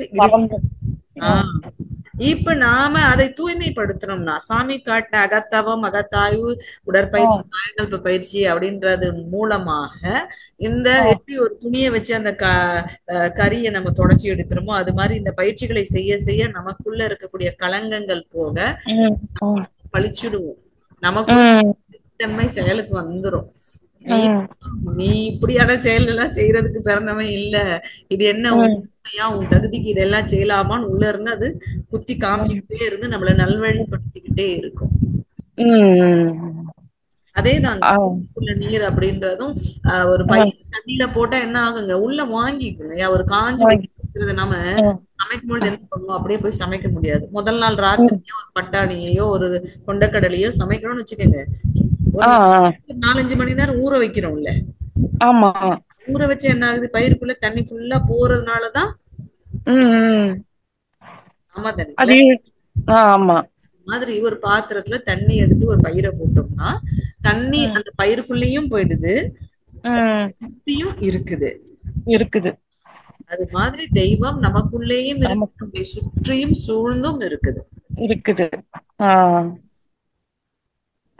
அம்மா இன்னொன்னு சொன்னீங்க, இறப்பிலிருந்து பிழைத்து வந்தால் அது என்னதுங்கம்மா? இறப்பிலிருந்து பிழைத்து சுவாமிஜி பிழைப்பு நம்ம வார்த்தையை சொல்றோம் இல்லைங்களா, பிழைப்பு என்ன பிழைப்போ இது அப்படின்லாம் சொல்றாங்கல்ல, பிழைப்புன்னு தமிழ் இருக்கு. அந்த அர்த்தம் சொல்றாரு அப்படின்னா இறந்து போகாம இறப்புல இருந்து இருக்கிறோம்ல. இப்போ நம்ம மூச்சு விடுறோங்கம்மா, ஒரு மூச்சு வெளியே போனாதான் ஒரு மூச்சு உள்ள வரும். ஆமா, அந்த ஒரு மூச்சு வெளியே போறதுக்கும் உள் வாங்குற மூச்சுக்கு நடுவுல ஒரு சின்ன கேப் இருக்கு, மைன்யூட்டா ஒரு பாஸ், ஒரு கேப் இருக்கு. அந்த கேப் அப்படியே நீடிச்சுச்சுன்னா மூச்சு. ஆமாவா? அப்ப வெளிய போன மூச்சு உள்ள திரும்பி வந்துட்டா நம்ம பொழைச்சிட்டோம். பொழைச்சிட்டோம். அப்படியே போயிடுச்சுன்னா இல்ல. இல்ல. அப்ப இந்த பிழைப்பு அப்படின்றது எவ்வளவு ஆழமான வார்த்தை பாருங்க. அதுக்கு அவ்வளவு ஆமா. சாமிஜி விளக்கம் சொல்றாங்க. ஆஹ் இப்ப நிறைய வார்த்தைக்கு சொல்லியிருக்காங்க. நிறைய வார்த்தைகள் சுவாமி மூலியமா நம்ம தெரிஞ்சுக்க முடியும். நிறைய விஷயங்கள் தத்துவத்தை தாண்டி நடைமுறையில் இருக்கக்கூடிய வார்த்தைகளுக்கு கூட அவ்வளவு ஆழமான தத்துவ புரிதல் விளக்கம் சுவாமி கொடுத்திருக்காங்க. நன்றிங்கம்மா. ஏங்கம்மா உங்க வீடியோ வரல? அதான் அந்த பவர் பாயிண்ட் போட்டேன் இல்லைங்கம்மா. சரிங்க. அதனால வீடியோ வரல. இப்ப கொஞ்சம் வீடியோ எடுங்களம்மா, அந்த பாயிண்ட் நாங்க ஃபேஸ் பார்க்கலாம். என்ன பாயிண்ட் வேணும்? இப்ப நான் வீடியோ ஆன் பண்ணிருக்கேன். என்ன வேணும் உங்களுக்கு? அதான் உங்க ஃபேஸ் வந்துடுச்சுங்களா? வாழ்க வளம். கேக்குங்களா? வாழ்க வளமுடன் ஐயா. நான் வீடியோ ஆன்ல இருக்கேன். வாழ்க வளம். சரி ஓகே, சரி, ஓகே. வாழ்க வளமுடன். அவங்க முடிச்சிட்டாங்களா? கவிதா கோவிந்தராஜ் வாழ்க வளமுடன். அடுத்த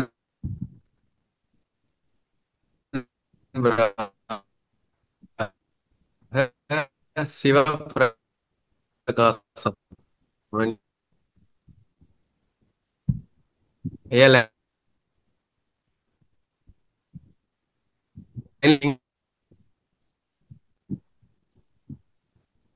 சிவபிரகாசம் நீங்க கேளுங்க. வாழ்க வளமுடன். வாழ்க வளமுடன். வாழ்க வளமுடன் ஐயா. ரொம்ப உள்ளார்ந்தமாக இருந்தது தங்களுடைய சொற்பொழிவு கேட்பதற்கு. சொல்லுங்க ஐயா. உள்ளார்ந்தமாக இருந்தது உங்களுடைய சொற்பொழிவை கேட்பதற்கு. மிக்க மகிழ்ச்சி. நன்றிங்க. அம்மா ஒருத்தவங்க கேள்வி கேட்கறாங்க, அதுக்கு மாத்திரம் கொஞ்சம் பதில் சொல்லுங்க. சொல்லுங்க ஐயா. வணக்கம்மா. ஹலோ, வணக்கம். வணக்கம்மா. எங்க குடும்பத்துல ஒரு குழந்தை கொஞ்சம் முடியல, உடம்பு முடியல. அது குறை பிரசவத்துல அந்த குழந்தை பிறந்ததுனால இன்ன வரைக்கும் நடக்கல. அந்த குழந்தைக்கு 16 வயசு ஆகுது. இது எதனால அப்படி ஆகுறது? ஃபேமிலியில ஒரு குழந்தைங்களுக்கு இந்த மாதிரி ஆகுது அப்படின்னா எதனால ஆகுதுங்கிறது எனக்கு அது தெரியல. பல காரணங்கள்மா. குறை பிரசவமா நடக்கிறதுக்கு நிறைய காரணங்கள். அதுல எதுவுமே இயற்கையான காரணம் இல்லை. நாம வெளிய மனிதனுடைய குறுக்கீடுகளால் நடக்கக்கூடிய காரணம் தான் ஜாஸ்தி. நாம அறியாமையில செய்யக்கூடிய பல செயல்கள், நம்ம சாப்பிடக்கூடிய மருந்து மாத்திரையிலிருந்து, நம்ம வாழ்க்கை முறையிலிருந்து, ராத்திரி சரியான தூக்கம் இல்லாததுல இருந்து, பசிய கவனிச்சு ருசியை கவனிச்சு நமக்கு தேவையான உணவை எடுத்துக்கொள்ளாததுல இருந்து, தேவைக்கு அதிகமாகவோ தேவைக்கு குறைவாகவோ உடல் உழைப்பு கொடுக்கறதுல இருந்து பல்வேறு காரணிகள் ஒரு செயல்ல தவறு நடக்கிறதுக்கு காரணமா இருக்கு. இதுல எங்கேயுமே இயற்கையான காரணம் இல்லை. மனித செயல்களின் மூலமாக தான் நடக்குது இந்த காரணங்கள். உங்க குடும்பத்துல அணு, பேரணு, மூலணங்கள், தோற்ற புயல்கள், உயிரணு இத்தனையும் சுத்த வெளி. அதற்கு விளக்கம் சொல்லுங்கம்மா. இது உங்க குடும்பத்துல பித்ரு தோஷம் அப்படின்னு சொல்றாங்க. பித்ரு தோஷம் ஏதாவது இருக்குமா அப்படிங்கிறது? அப்படின்னா எல்லாருக்கும் அஃபெக்ட் ஆகுனா அந்த ஒரு குழந்தைக்கு மட்டும் அஃபெக்ட் ஆகுதுங்கிறத கொஞ்சம் கஷ்டமா இருக்குது. ஆமா. அந்த குழந்தை என்ன செஞ்சது பிறக்கும்? அது என்ன பாவம் பண்ணிட்டுன்னு தெரியல. அது ரொம்ப சங்கடமா இருக்கு அந்த குழந்தைய பார்க்கும் போதெல்லாம்.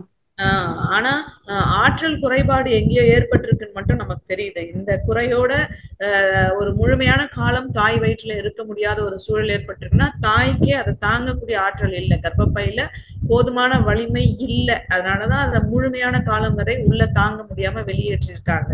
அது ஆற்றல் குறைபாடு இருக்குன்றது தெரியுது. ஆற்றலை சமநிலைப்படுத்தினா மீண்டும் வருவதற்கான வாய்ப்புகள் இருக்கு. அப்போ அந்த ஆற்றலை கூட்டக்கூடிய சிகிச்சை முறைகள்ல நீங்க முயற்சி செஞ்சு பாருங்க. ஒரு ரெமெடி நிச்சயமா கிடைக்கிறதுக்கான வாய்ப்பு இருக்கு. ரொம்ப நன்றி. நன்றிங்கம்மா. நன்றி. வாழ்க வளமுடன். நன்றி. அடுத்த அன்பராக கிருபாநிதி அம்மா, நீங்க கேட்கலாம். உங்களை அன்மியூட் கொடுத்தாச்சு, கேட்கலாங்க. ஐயா வாழ்க வளமுடன். அம்மா வாழ்க வளமுடன். அம்மா வாழ்க வளமுடன்மா. சொல்லுங்கம்மா. ரொம்ப அருமையா சுத்த வெளியை பத்தி அழகா 9 பாயிண்ட் போட்டிருந்தீங்க. வாய்மை பொருள், புலன்களுக்கு அப்பால், இறைத்துகள், விண், அணு, பேரணு, இப்படி நிறைய கொடுத்திருந்தீங்க. ஆனா என்ன சொன்னீங்க? நீங்க சுத்த வெளி எல்லாருக்கும் அந்த கருமையமும் இருக்கு. எல்லாருடைய எண்ணங்களுக்கு ஏத்தபடி இந்த கருமையமும் அமைஞ்சிருக்கு. எண்ணம் சுத்த வெளியும் கருமையமும் ஏறத்தாழ லிங்கானது மாதிரி நீங்க எனக்கு புரியலமா நீங்க சொன்னீங்க.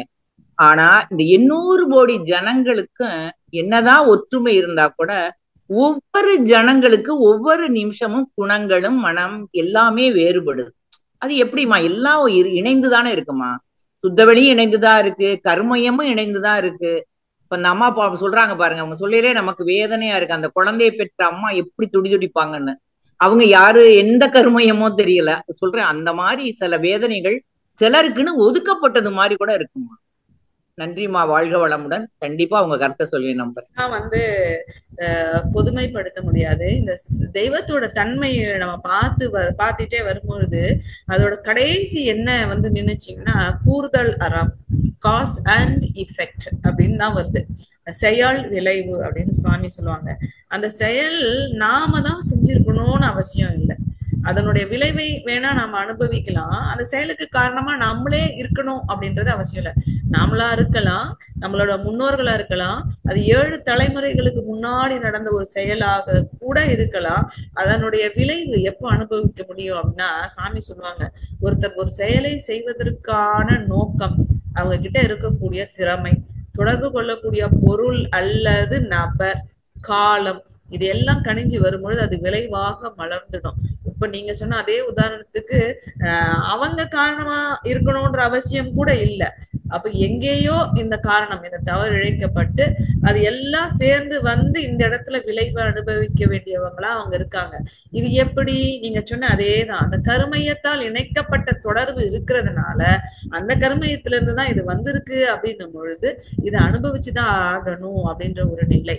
ஆக இதை புரிஞ்சுக்கிட்டோம்னா, இதை அனுபவிச்சுதான் ஆகணும் அப்படின்றத புரிஞ்சுக்கிட்டோம்னா இதை கடந்து எப்படி வாழ்றதுன்றதை நோக்கி நம்மளுடைய சிந்தனை வந்துடும். அப்ப அதை நோக்கி நம்ம திரும்பணும். வாட் நெக்ஸ்ட் அப்படின்றதுதான் அறிஞர்கள், சுவாமிஜி மாதிரியான தத்துவ ஞானிகள் காட்டக்கூடிய வழி.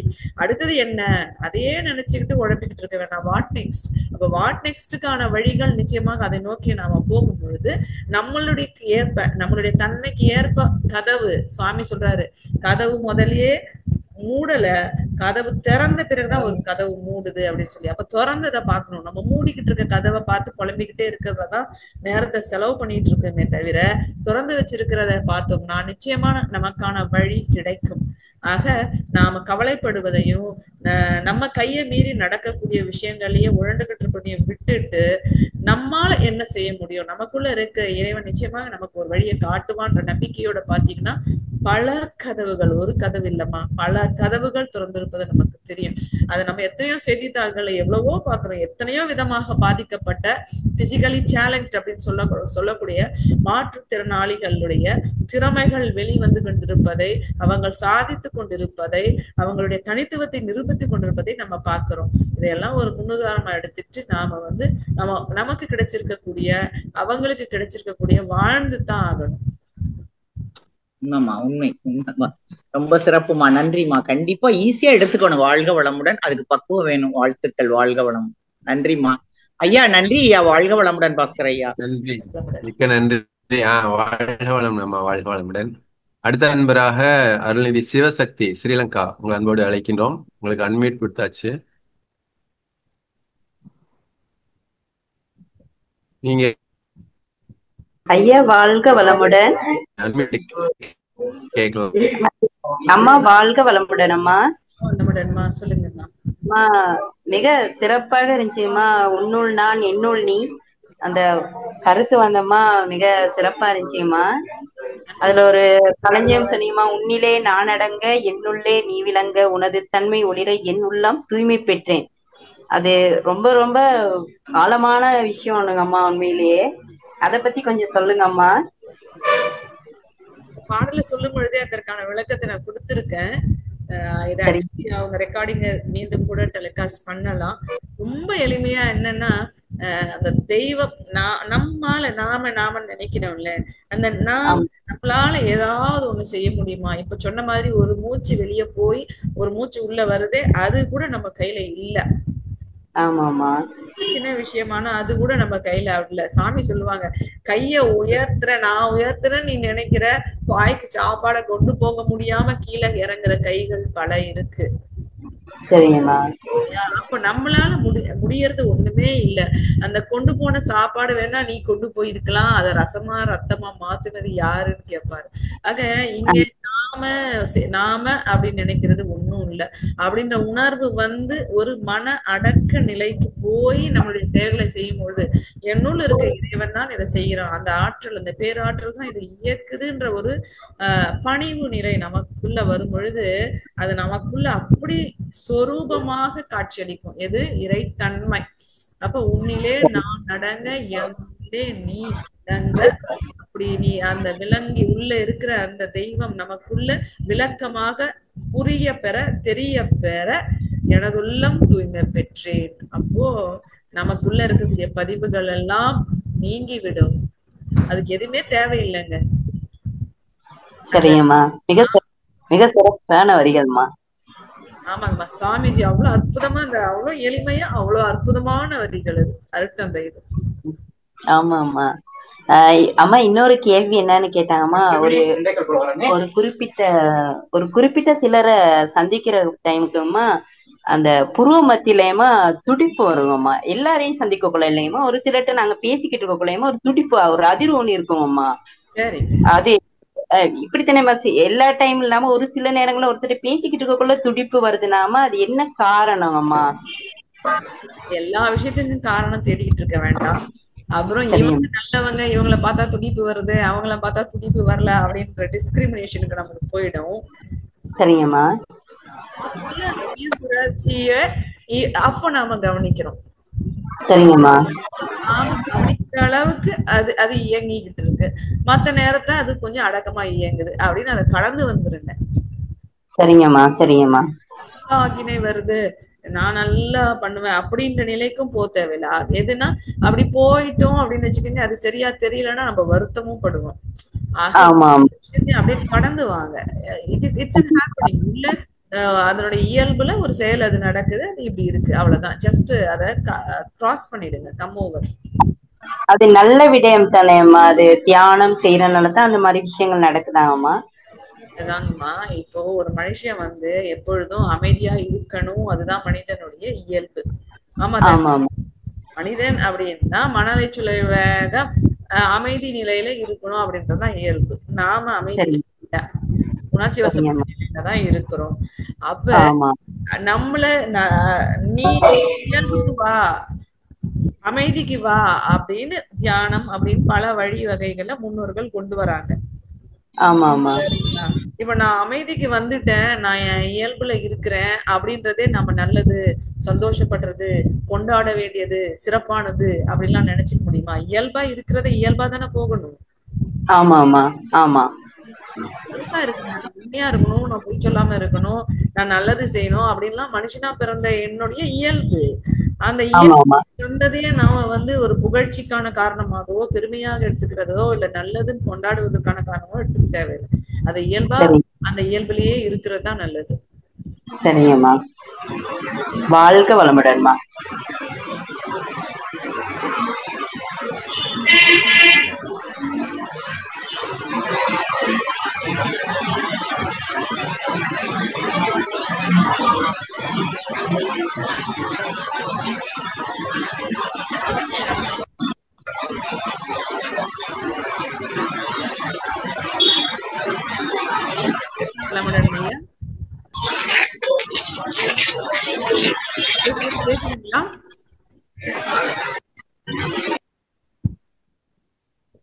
சிவசக்தி அம்மா பேசிக்கிட்டு இருக்கீங்களா?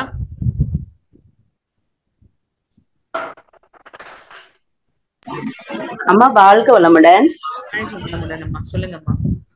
இடையில நின்றுச்சுங்க அம்மா, விலங்குல பேசிட்டு. மிக நல்லா இருந்துச்சும்மா. உண்மையிலேயே அது எனக்கு ஒரு சந்தேகமாவே இருந்துச்சும்மா. நல்ல விஷயம்தான் இருந்தாலும்மா கொஞ்சம் கேட்டுக்கிறது நல்லா தானேம்மா. அந்த நேரம் கவனமா இருக்கலாம் தானேம்மா ஒரு சில விஷயங்கள்ல. ஆமாங்க, கவனமா இருக்கணும் தாங்க. அதுதாங்கம்மா.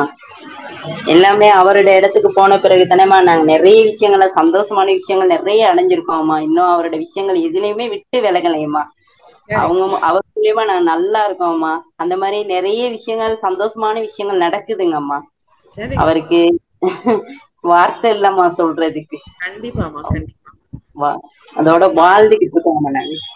ஆமா ஆமா, அதனாலதான் மனவளக்கலைக்கு முன்னாடி மனவளக்கலைக்கு பின்னாடி நம்ம வாழ்க்கைய பார்க்கும் பொழுது அருட்தந்தை கிட்ட எப்ப வந்தோமோ இல்லையா, நம்முள் எப்போ அவர் நிறைந்து நமக்குள்ளே இருந்து அவர் இயக்க ஆரம்பிச்சிருக்காரோ அவ்வளவு மாற்றங்கள் ஒவ்வொருத்தர் வாழ்க்கையிலையும் நம்ம பார்த்துக்கிட்டு தான் இருக்கிறோம். நம்ம ஒவ்வொருத்தரும் சாட்சிகளாக மாறிக்கிட்டு இருக்கிறோம். ஆமா ஆமா. இன்றைக்குமேமா நாங்க அந்த மனவளக்கலைக்கு பிறகு வந்த பிறகு தானேமா நாங்க ஆகினி தவமும் சரிங்கம்மா, துரிய தவமும் சரிங்கம்மா, நாங்க சில விஷயங்களை உணர்றோம் தானேம்மா. அதுக்கு முன்னுக்கு அந்த மாதிரி விஷயங்கள் நாங்க உணரலையேம்மா. ஆமா ஆமா, இப்படி எல்லாம் இந்த இடத்துல எல்லாம் உயிர் இயக்கம் இருக்குன்னு உணர்றோம் கண்டிப்பா. ஆமா ஆமா, நின்னுட வேணாம்னு தான் நான் சொன்னேன். அந்த உணர்வு நமக்கு கிடைச்சிருக்கு. அது நல்லதா இல்ல இவங்க கிட்ட பேசிக்கிட்டு இருக்கும் பொழுது கிடைக்குதே, அதனால அவங்க நல்லவங்க கிட்ட பேசினா மட்டும் இப்படி வைப்ரேஷன் வருமா, மத்தவங்க கிட்ட பேச வராது, அப்படி நாம வந்து டிஸ்கிரிமினேட் பண்ண வேண்டாம். ஆமா ஆமா, உணர்விலேயும் பெருமைப்பட்டு அங்கேயே நின்னுட வேண்டாம் அப்படின்னு சொல்றேன். ஆமா. சந்தோஷம். வாழ்க வளமுடன்மா.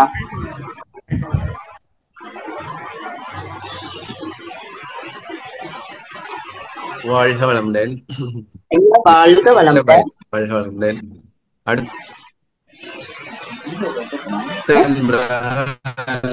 இந்திராணி, நீங்க கேள்வி கேட்கலாம். அன்மியூட் கொடுத்தாச்சு. வாழ்க வளமுடன். இந்திராணி அம்மாட்ட கேள்வி. வாழ்க வளமுடன் அம்மா. வாழ்க வளமுடன், சொல்லுங்கம்மா. பாஸ்கரன் ஐயா வாழ்க வளமுடன். கேள்வி கேளுங்க அம்மா. எனக்கு 2 கேள்விமா. இந்த தலைப்பை விட்டு கேட்கிறேன். கேக்குதுங்களா? காதுல கேக்குதா? சொல்லுங்க, இப்ப கேக்குதுங்கம்மா, சொல்லுங்கம்மா. உன்னுள்ளே நான் அடங்க, என்னுள்ளே நீ விளங்க. இப்போ நாம அதனுள்ள அடங்கிட்டோம்னா ஏமா அவ்வப்போது சறுக்கல் வருது? அடங்காததுனாலதானே என்னுள்ளே நீ விளங்கலன்னு நான் நினைக்கிறேன் அம்மா. அப்படியா? ஆமாங்க, அதுதானே இயல்பு. மனுஷனா பிறந்துட்டோம், இந்த பூமியில நிறைய அனுபவிக்க வேற நிறைய இருக்கு, நிறைய இருக்கு. அப்ப அதுக்குள்ள போகும்பொழுது அந்த அனுபவத்திலேயே சிக்கிக்கிட்டு நம்ம கொஞ்சம் மயக்கமாயிடுறோம். மயக்கிட்டா அப்போ அது உள்ள இருக்கிறத நாம மறந்துடுறோம். அப்படியே அது வளர்ச்சி அடைஞ்சிட்டு வேற வேற வழியில நம்மள திசை திருப்பி விட்டுருது. போது மனம் தோய்ந்து போயிடுது. அது மனசு எப்படி சொல்றது, அத என்னடா இது எத்தனை முயற்சி பண்றோம், ஜானேர்னா முழச இருக்குதே அப்படிங்கிற ஒரு எண்ணம் வந்து மனசுல ஊடாடுது. மனசை விட மட்டும் கூடாது. அது வந்து பயிற்சி செய்யறாங்க, பயிற்சி செய்யல, இதெல்லாம் விஷயம் தெரிஞ்சிருக்காங்க, தெரியல, அப்படி எல்லாம் இல்லைங்க. மனிதனாக பிறந்த அத்தனை பேருக்கும் இறையுணர்வு கிடைத்தே தீரும். சுவாமி சொல்றாங்கல்ல, கிடைக்குதுமா, கிடைச்சிருக்கு. அம்மா சொன்ன மாதிரி வேதாத்திரியத்துக்குள்ள வந்த பிறகுதான் இந்த உலகத்துல பிறந்ததுக்கான பயனையும் எவ்வளவோ தெரியாம இருந்து மௌடீகமா இருந்தத திருந்தி வந்திருக்கேங்கிறது எனக்கு புரியுது, ரொம்பவே நல்லா புரியுது. புடிச்சுக்கணும்னு நினைச்சுக்கிட்டு தான் நான் தவம் இருப்பேன், தற்சோதனை பண்ணுவேன். ஆனாலும் ஏதாவது ஒரு நிகழ்வு சுரீர்னு மனசுல குத்திடுச்சுன்னா பட்டுன்னு அதுல இருந்து வழிக்கிடுறேன். அதுதான் நடக்கா மாறும். ஆனா அதான் சொல்றாங்க சாமி, வழுக்கு மரத்துல இருந்து கீழே வந்துட மாட்டோம், கொஞ்சம் மேல ஏறி இருப்போம்ல. ஆமா, முதல்ல எவ்வளவு நம்ம உணர்ச்சி வச நிலையில இருந்தோமோ அதுக்கும் இப்ப நம்ம உணர்ச்சி வசப்படுற நிலைக்குமே நிச்சயமா பெரிய மாறுதல் இருக்கும். நமக்கு வேணா அது தெரியாம போகலாம், நம்மள சுத்தி இருக்கவங்களுக்கு தெரியும் நிறைய மாறி இருக்காங்க அவங்க அப்படின்னு பாக்குறவங்க எல்லாம் சொல்ற அளவுக்கான மாற்றம் நிச்சயமா மாறி இருக்கும். நாம வந்து அந்த அல்டிமேட் நம்ம எய்மா வச்சிருக்கிறதுனால நம்ம மாறவே இல்லைன்ற மாதிரி நம்ம ஃபீல் பண்ணுவோம். நிச்சயமா படிப்படியாக நமக்குள்ள மாற்றம் நடந்தே தீரும், நடந்துரும். நம்ம எதிர்பார்த்த மாற்றமும் கிடைச்சிரும். முன்பெல்லாம் இந்த ₹1 அப்படியேங்கப்ப அது ஜாக்கிரதையா செலவு பண்ணணும், ரொம்ப செலவு பண்ணக்கூடாது, சிக்கனமா இருக்கணும் அப்படின்னு தோணும். அந்த பணத்தை தக்க வச்சுக்கணும் அப்படின்னு தோணும். இப்போ எல்லாம் பணங்கிறது ஒரு பொருட்டாவே நினைக்கவே இல்லை. அந்த எல்லையை நான் தாண்டிட்டேன்.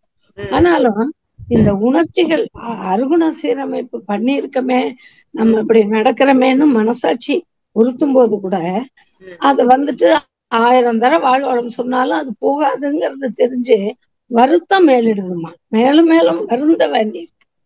அதுதான் எனக்கு எப்படி அதை சரி பண்றேன்னு வழி சொல்லுங்கம்மா. இல்ல நீங்க ஒரு தீர்மானத்துக்கு வந்துட்டீங்க. என்னன்னா அது போகாது அப்படின்னு நீங்க இப்ப சொல்றீங்க பாருங்க. 1000 தான் வாழ்க வளமுடன் சொன்னாலும் அது போகாது அப்படின்னு ஒரு தீர்மானமான ஒரு முடிவு, அதாவது ஒரு மனத்தடையை ஏற்படுத்திக்கிட்டீங்க. மனசு அப்படியானது இல்லைங்க. மனசு அப்படியானது இல்ல. அது மாறிக்கொண்டே மாறுதலுக்கு உட்பட்டது தான். ஏன்னா அங்க உள்ள சுழற்சி, உயிர் சுழற்சி தான் மனம். இந்த உயிர்ல நாம செய்யக்கூடிய செயல்கள், நீங்க சொல்லக்கூடிய வாழ்க வளமுடன்ற பதிவு எல்லாம் போக போக அதனுடைய அலையாக மனம் இருக்கும் பொழுது நிச்சயமா மாற்றம் ஏற்படும். இந்த மனத்தடை எடுத்துருங்க. நீங்க பிளாக் எடுத்துருங்க. அது அப்படியே போடும். எப்படியாவது அடைஞ்சிருவோங்கிற ஒரு எண்ணத்தோடவே இருக்கேன். முடியும் முடியும் முடியும். வாழ்க வளம். அப்பப்ப இந்த மாதிரி பூஸ்ட் பண்ணிக்கிட்டே இருக்கணும். நம்ம மனதுக்கு ஒரு இதை கொடுத்துக்கிட்டே இருந்தாதான் அது கெட்டியா இருக்கும்னு புடிச்சுக்க முடியுமோன்னு தோணுது. இதுல இருந்து ஒரு நிமிஷம் விலகிட்டா கூட பேய் பிசாசு எல்லாம் வந்து சேர்ந்துருது மனசுக்குள்ள. ஆட்டி வைக்கிறதுக்கு தேவையில்லாத இதெல்லாம் ஆட்டி வைக்க வந்துருது. ஐயோ தப்பு தப்புன்னு வாயில போட்டுக்கிறது சின்ன பிள்ளைல. அது மாதிரி தப்பு தப்புன்னு போட்டுக்கிட்டு தான் மறுபடியும் இதுக்குள்ள நுழைய வேண்டியது.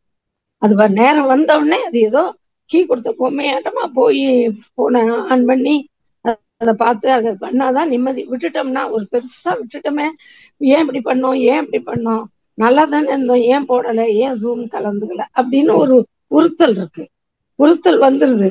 ஆனா மறுநாள் வந்து அதை புடிச்சுக்கிறோம். அடுத்தடுத்த நாள்ல உடனே வழுக்கி ட்ராக் மாறி போயிடுது. அததான் நினைக்கும் போது கஷ்டமா இருக்கு. எப்படா இது சித்தி அடையும், எங்கன சிக்கனை பிடித்தேன் எங்கிருந்து அருளுவது நீ ஏங்கிறது எப்ப கிடைக்கும்ட்டு வெயிட்டிங்மா. நான் ரொம்ப உங்களோட பேச்சு ரொம்ப ஆர்வமூட்டுறதாவும் ரொம்ப தன்மையானதாவும் அப்படியே வழுக்கிட்டு போற மாதிரி நல்ல அருமையா இருந்ததுமா. அப்படியே மனசுக்குள்ள போய் ஒட்டிடுச்சு எல்லாம். நன்றி அம்மா, மிக்க நன்றி. சாமிஜிக்கு பெரிய நன்றி. உங்களை போன்ற பேராசிரியர் பெருமக்களுக்கு ரொம்ப ரொம்ப நன்றிமா. வாழ்க வளமுடன். வாழ்க வளம். வாழ்க வளமுடன். வாழ்க வளமுடன்.